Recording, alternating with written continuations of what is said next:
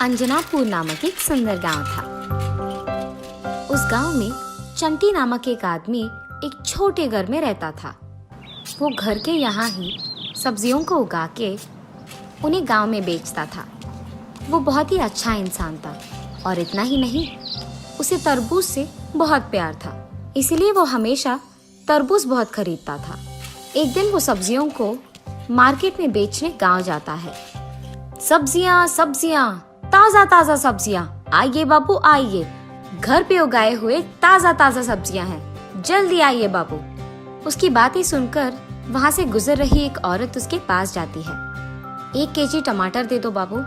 जी ma'am साहब। ऐसे वो टमाटर उस औरत को दे देता है। इतने में उसे कहीं और से एक आवाज सुनाई देती है, तरबूज तरबूज, ताजा ताजा तरबूज, मीठा मीठा तरबूज, एक तरबूज का सिर्फ 50 रुपए, आइए बाबू आइए। अरे लगता है यही कहीं तरबूज कोई बेच रहा है, मुझे जल्दी वहां जाना होगा और पता लगाना होगा कि कौन तरबूज बेच रहा है। ये सोचकर वो अपने आसपास देखते रहता है। इतने में उसे दूर में एक आदमी दिखाई देता है जो तरबूज बेच रहा है। गर्मी का मौसम आ गया तो इसका मतलब ये है कि मेरे पसंदीदा तरबूज वापस आ गए हैं।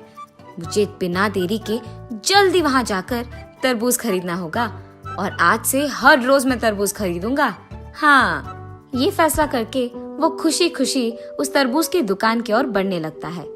एक तरबूज का सिर्फ 50 रुपए है साहब, लीजिए। 2 तरबूज 80 में दे दोगे? जी साहब लीजिए।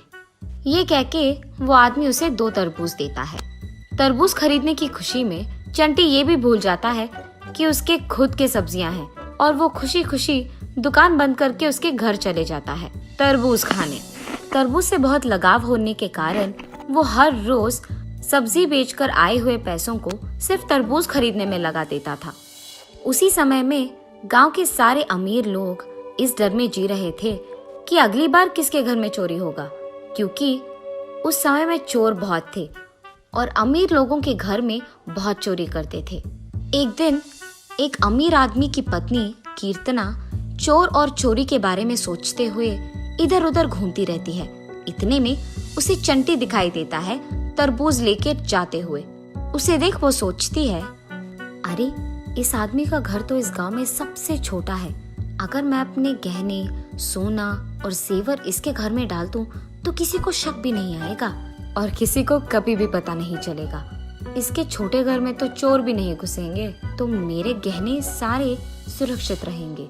और क्योंकि ये आदमी अकेले रहता है, मुझे इसके घर में गहने डालने और निकालने में भी कोई दिक्कत नहीं होगा और मुझे उस चोरों के बारे में चिंता करने की कोई जरूरत नहीं पड़ेगी। जैसे ही वो चोर यहाँ से चले जाएंगे, मैं अपने गहने, सोना और जेवर उससे वापस ले लूंगी। हाँ, यही अच्छा तरकीब है। इस सब के होने के बाद जब मैं अपने गहने और जेवर अपने घर वापस लेके जाऊंगी, तब मैं अपने पति को बताऊंगी। मुझे ये सब सुबह के समय में करना होगा, जब चंटी उसके घर से बाहर सब्जी बेचने जाएगा। तब किसी को कोई शक नहीं आएगा, यहाँ तक कि उसे खुद भी पता नहीं चलेगा। ये फैसला करके वो अगले दिन सुबह चंटी के घर के बाहर जाने का इंतजार करती है। जैसे ही वो चला जाता है, वो उसके सारे सोना सब उसके घर लेके जाती है, पर उसे समझ में नहीं आता कि वो सब वो कहाँ छुपाएगी। हाँ, मैं इस सब को एक बड़े डिब्बे में डालकर जमीन के नीचे छुपाऊंगी, ये फैसला करती है। तब वो उसके फैसले के मुताबिक जमीन में खोदकर उसमें ये बड़ा डिब्बा डालकर उसमें उसके सारे सोना सब कुछ भर के उस डिब्बे को बंद करके उस पे मिट्टी डालकर उसके जमीन के टाइल्स को वो वापस लगा देती है। उसके बाद वो वहां से चले जाती है। ऐसे बहुत दिन बीत जाते हैं।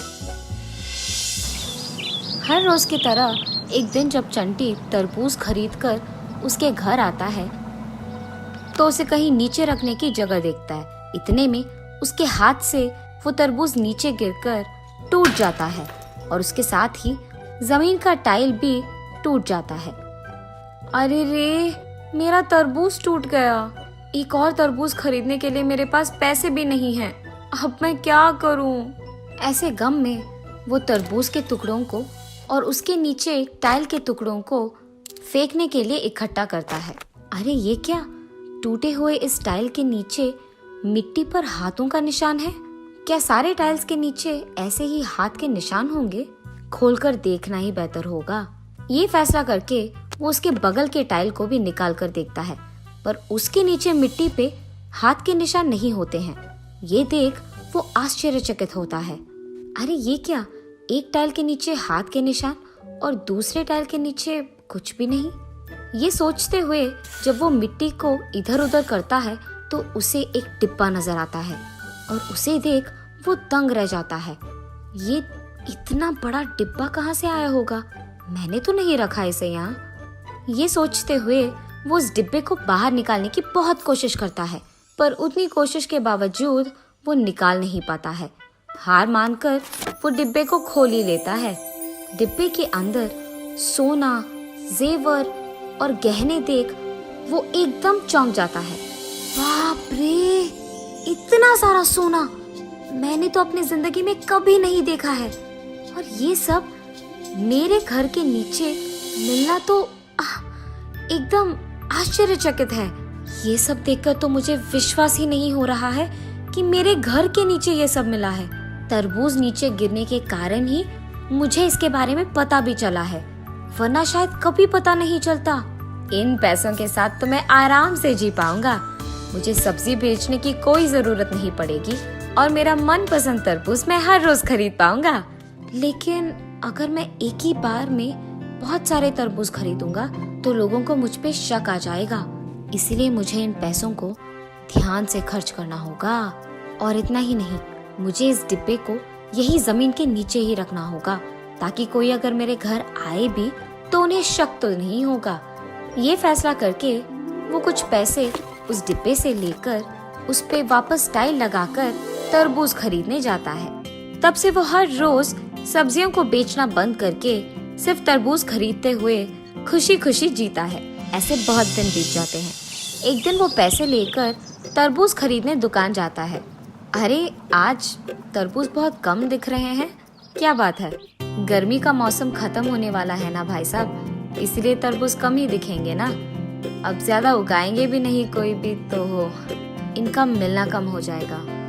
अरे हाँ, अगर गर्मी का मौसम खत्म हो गया तो मैं अब तरबूज खरीद नहीं पाऊंगा, इसीलिए एक तो नहीं बल्कि सारी तरबूज खरीदूंगा मैं। कम से कम इन सारे तरबूजों को तो खा पाऊंगा। आप यही रुकिए भाई साहब, मैं अभी घर जाकर कुछ और पैसे लेकर आऊंगा। इस सारे तरबूजों को मैं ही खरीदूंगा, आप किसी को ये तरबूज नहीं बेचेंगे, ठीक है? अपने चारों ओर देखे बिना चंटी ये कहकर वहाँ से जल्दी चले जाता है। ये सब वही मौजूद एक अमीर आदमी सुन लेता है। हाँ, सब्जियां बेचकर आए हुए पैसों से एक तो तरबूज खरीदने वाले चंटी के पास इतने सारे पैसे कहाँ से आ गए कि वो सारे दुकान में मौजूद तरबूज खरीद पाए? दाल में कुछ तो काला है, इसलिए मैं इसका पीछा करके इसके घर तक जाऊंगा और देखूंगा कि इसे इतने सारे पैसे कहाँ से आ रहे हैं। उसके फैसले के मुताबिक ही वो चंटी को दिखे बिना उसका पीछा करके उसके घर पहुंचकर खिड़की से वो जो भी कर रहा है देख लेता है। इसका घर दिखने में इतना छोटा है, मगर इसके घर के अंदर इतने बड़े डिब्बे में बहुत सारा सोना और पैसा है। ये मुमकिन कैसे हो सकता है? उसे इतने सारे पैसे कहाँ से मिल रहे होंगे? लगातार पैसे निकालने के बाद भी वो डिब्बा बिल्कुल भरा दिख रहा है। मतलब क्या वो एक जादुई डिब्बा है? इसके घर के बाहर जाने के बाद मुझे तुरंत उस डिब्बे को खोलकर देखना ही होगा। थोड़ी देर बाद उस डिब्बे से पैसे लेकर चंटी तरबूज खरीदने दुकान जाता है और उसके जाने के तुरंत बाद अमीर आदमी चंटी के घर में घुसकर उसके डिब्बे को खोलकर देख लेता है। उतने सारे पैसे को देख वो बहुत खुश हो जाता है और उस डिब्बे को उठाने की बहुत कोशिश करता है, पर डिब्बा भारी होने के कारण नहीं आता है। जितना भी कोशिश करूं, इस डिब्बे को मैं उठा नहीं पाऊंगा। इससे बेहतर यही है कि इस सारे पैसे को मैं लेकर जाऊं यहाँ से।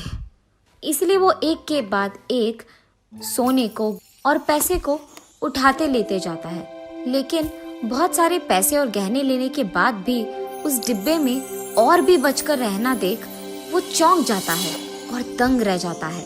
जरूर ये कोई जादुई डिब्बा है, इसीलिए मैं इसे उठा भी नहीं पाया हूँ। और ऐसे ही एक के बाद एक पैसों को और गहनों को लेकर जाऊंगा तो वो चंटी घर आ ही जाएगा।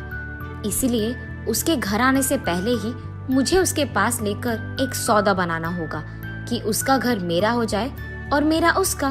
तब मुझे ये जादुई डिब्बा में मिल जाएगा और इस गांव में सबसे ज्यादा अमीर बन जाऊंगा मैं।